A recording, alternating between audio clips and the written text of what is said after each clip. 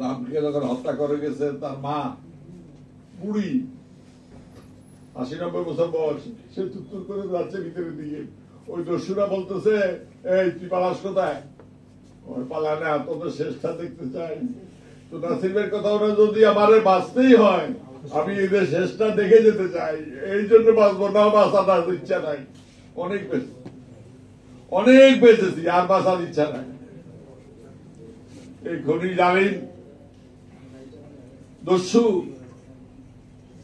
ঘুষখোর দুর্নীতিবাজ যারা অকথিত ভাবে ইন্ডিয়া নেই বা গণতন্ত্রকে হত্যা করে গণতন্ত্রের কথা বলতে,